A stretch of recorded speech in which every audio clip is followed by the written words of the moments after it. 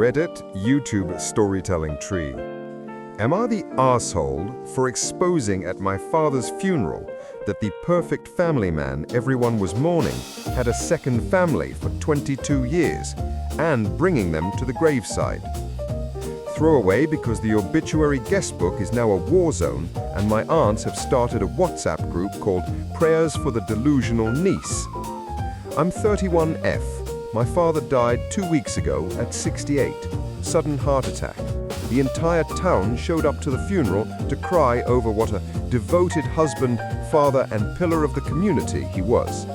I stood in the back row and waited for my moment. Here's the thing. Nobody knew but me. In 1999, when I was 7, my dad started a second family 45 minutes away in the next county. He told my mom he was working late at the office. He told his mistress, Crystal, he was stuck in a loveless marriage but staying for the kids.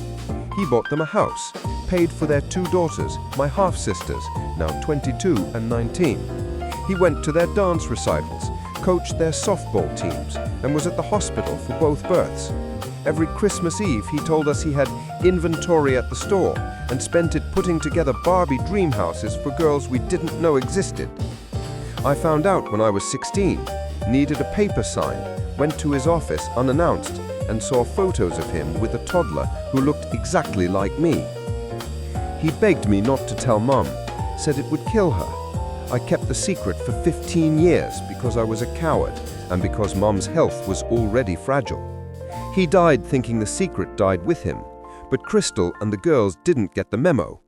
They showed up to the viewing, all 3 of them in black dresses, Crystal clutching a framed photo of Dad holding their youngest at her high school graduation last year. My mum, his real wife, spotted them and went white. My aunts tried to block the door, whispering that they were old friends from work. Crystal introduced herself as your husband's partner of 22 years and asked if she could place a rose on the casket. The priest literally dropped his Bible. I watched my mother collapse into a chair while my uncles physically escorted Crystal and the girls out into the parking lot. My brother 33 male screamed at them to have some respect. My cousins started filming on their phones. That night I drove to Crystal's house. She opened the door expecting a fight. Instead I said, he lied to both of us. Come to the burial tomorrow. Bring the girls. Bring whatever you want to say goodbye. She cried so hard she couldn't speak. The next day, graveyard, 300 people, bagpipes, the whole production. Eulogies about Dad's unwavering devotion to one woman for 42 years. Then Crystal walked up the hill holding both daughters' hands. The older one, Riley, was carrying the same framed graduation photo. The younger one, Harper, named after the street we grew up on, was holding a single white rose. You could have heard a pin drop on the grass. My mother saw them and started screaming, "Get those whores away from my husband!" My brother tried to grab Riley. I stepped in front of them and said, loud enough for the entire cemetery, "Everyone shut up and listen. This is Crystal, Riley, and Harper. They are Dad's daughters. He has been living with them every weekend for their entire lives. He paid for their college, walked Riley down the aisle last year, and taught Harper how to drive.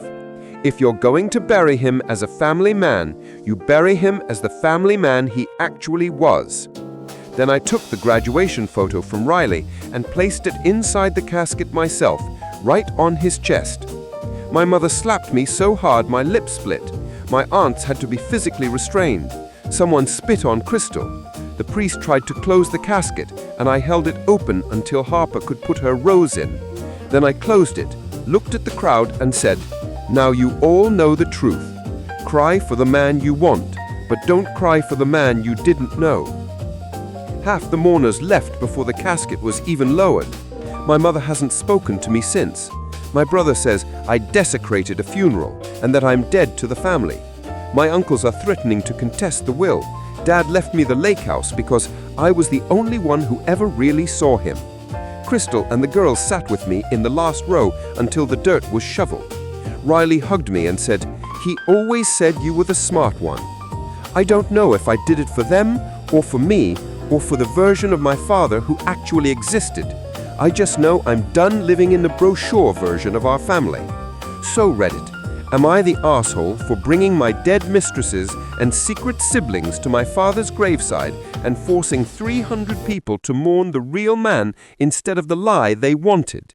Or did I finally bury the right version of him, even if it meant torching every relationship I had left? TLDR. Dad died maintaining a perfect double life for 22 years. At his funeral, I introduced his second family to his first, put their photo in his casket, and told everyone the truth. Now I'm excommunicated from my own blood, and my mum says she wishes I'd died instead of him. Am I the asshole? No updates. Some graves stay open.